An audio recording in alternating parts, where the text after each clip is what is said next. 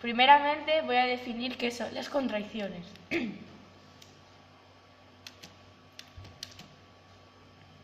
Son lo mismo que dos de tres llenguas vicines, el gallego y el portugués. El castellano, namai, que tiene dos contracciones reconocidas. El asturiano tiene también bien de contracciones, de palabras. Esto es, dos palabras que se junten en una. Las contracciones pueden estar formadas por palabras de ellos grupos gramaticales, como las preposiciones, los artículos, los demostrativos. Las contracciones son, junto a los homófones, las apostrofaciones, una de ellas características ortográficas del asturiano más difícil para los falantes y personas que se manden por esta lengua. El otro día vi a Marina con el padre en el pueblo. Qué raro Marina en el pueblo. Ahora voy a poner unos ejemplos.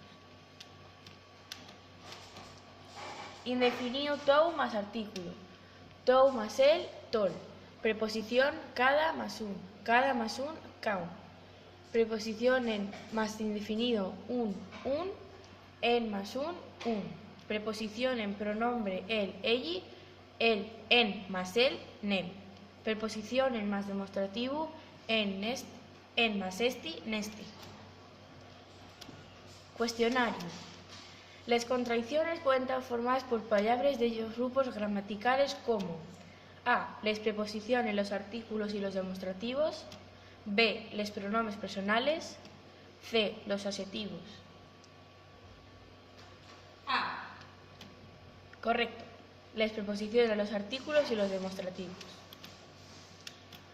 2. Son lo mismo que dos de tres llenguas vecinas. ¿Cuáles? A. Portugués, polaco y gallego. B. Gallego, portugués y castellano.